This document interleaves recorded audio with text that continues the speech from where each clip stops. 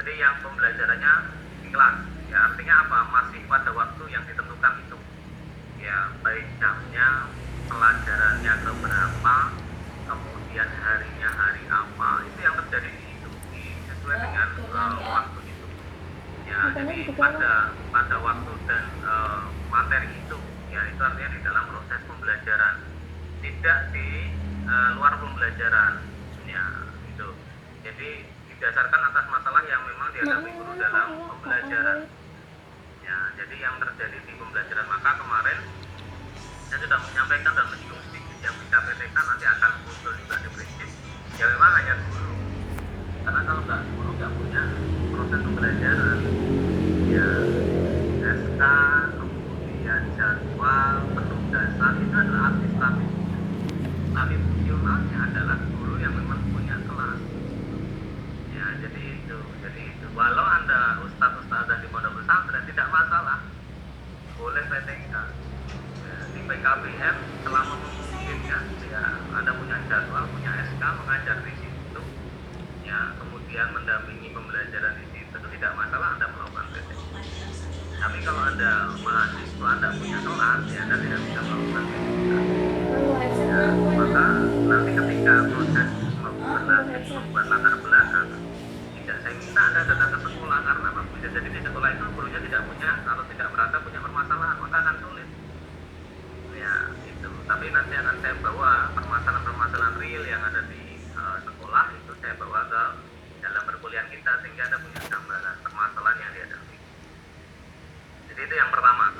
Karakteristik pertama, ciri khasnya adalah permasalahannya itu ya dihadapi guru dalam pembelajaran. Ya, kalau misalnya Anda memberikan PR, ya kan, yang memberikan PR, kemudian mayoritas siswa tidak bisa mengerjakan, tidak bisa menjawab dengan benar karena tidak punya buku, maka solusinya nggak perlu PTK, belikan aja mereka buku, selesai. Ya, jadi belikan aja buku, selesai. Pak, ini mereka tidak bisa mengerjakan karena tidak bisa mengakses internet, ya berikan aja kuota. Ya, kasih kuota pada peserta didik nanti. Ya, jadi seperti itu. Ini yang pertama. Ya. Kemudian yang kedua, ya, tindakan yang dilakukan itu adalah tindakan yang diberikan guru, ya ustadz-ustadzah, ya itu pada peserta didik, ya ustadz-ustadzah kepada santri. Ya, jadi itu. Jadi tindakannya adalah yang diberikan kepada peserta didik. Maka peneliti di dalam PTK itu penelitinya adalah gurunya. Ya, jadi PTK itu penelitinya adalah gurunya. Ya, jadi bukan orang lain. Kalau Anda sebagai mahasiswa datang ke sekolah, ya melakukan penelitian lapangan, maka penelitinya adalah Anda, bukan gurunya. Tetapi kalau PTK, ketika Anda datang ke sekolah mau PTK, Anda tidak bisa. Karena apa? Penelitinya adalah gurunya. Ya, peneliti PTK itu adalah gurunya. Maka tadi saya bilang di atas, yaitu dihadapi guru dalam pembelajaran, dan yang disebut peneliti dalam PTK itu adalah guru. Ya, itu. Ya, jadi kalau Anda melakukan penelitian tindakan tetapi Anda bukan sebagai guru, ya bisa jadi Anda akan melakukan penelitian eksperimen. Ya, di sekolah Anda akan melakukan eksperimen, Anda sebagai peneliti lalu ketemu dengan guru matematika di SMP X, lalu Anda akan melakukan tindakan di kelas A, maka Anda bukan PTK namanya. Ya, PTK itu Anda adalah gurunya. Ya, guru yang melakukan penelitian. Ya, jadi peneliti dalam PTK itu adalah guru. Ya, itu seperti itu. Kemudian yang ketiga, ciri khas dari PTK dilakukan secara kolaboratif. Ya, dilakukan secara kolaboratif. Jadi PTK itu perlu kolaborator. Agar apa? Agar meminimalkan sisi subjektivitas. Yang pertama itu. Yang kedua, ya kan, agar apa? Agar proses penelitian tindakan yang dilakukan itu bisa diberikan masukan, saran, karena ada kolaborator. Ya, jadi dalam penelitian tindakan itu ada orang yang disebut dengan kolaborator. Ya, kolaborator itu nanti ada beberapa macam. Ya, nanti ketika kita membahas tentang observasi, tahap observasi nanti akan saya jelaskan. Ya, jadi ada beberapa tipe, di beberapa buku ada yang beda tipe. Ya, jadi kolaborator itu penting. Jadi kalau Anda mau melihat tindakan kelas, maka Anda perlu mengajak orang untuk dijadikan kolaborator. orang yang Anda ajak kolaborasi, tetapi sebutannya penelitinya adalah Anda, kolaboratornya adalah teman Anda. Tuh, modelnya bagaimana? Contoh sederhana. Ya, Anda bisa mengajak teman Anda, misalnya jadi guru matematika di kelas 7. Ya, sementara teman Anda mengajar matematika kelas 8, boleh teman Anda jadikan kolaborator. Atau yang serumpun, ya MIPA, guru IPA, boleh Anda jadikan kolaborator. Ya, Anda ajak untuk melakukan penelitian, tetapi penelitinya Anda, kolaboratornya atau anggotanya teman Anda tadi. Gitu ya. Terus yang kedua, atau kalau misalnya satu mata pelajaran tidak ada yang sama, yang kedua karena yang mengajar matematika hanya satu di sekolah itu hanya Anda sendiri, tidak ada yang lain, maka Anda bisa mengajak guru yang serumpun, ya guru IPA.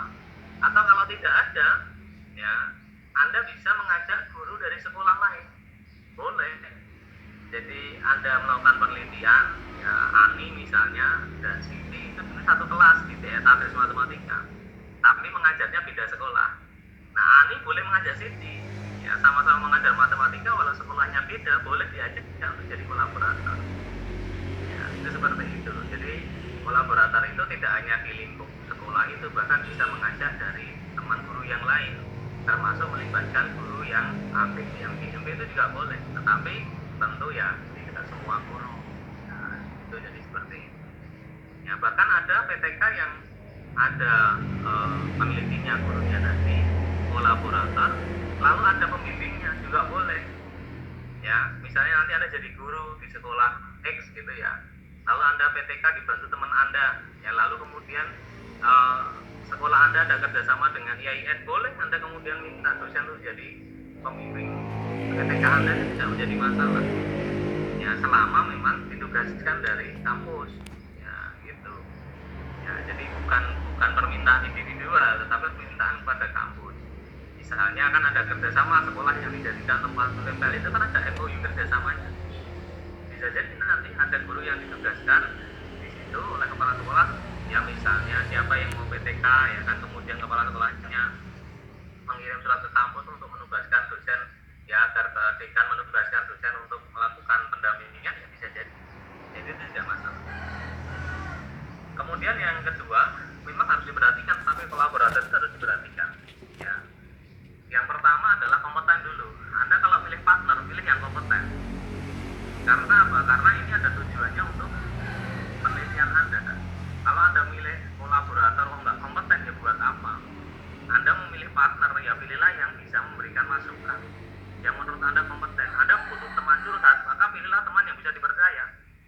Ya, kalau orangnya suka cerita-cerita rahasia diumbar kemana-mana, mau Anda pilih tempat curhat, ya sudah bukan rahasia lagi. Ya, tapi jadi gosip umum. Sama dengan kolaborator. Kolaborator itu dibutuhkan untuk memberikan masukan. Ya, maka pilihlah yang kompeten. Udah tahu orang gurunya, mohon maaf, bisa jadi menurut Anda kurang kompeten, Pak Anda ajak kolaborasi.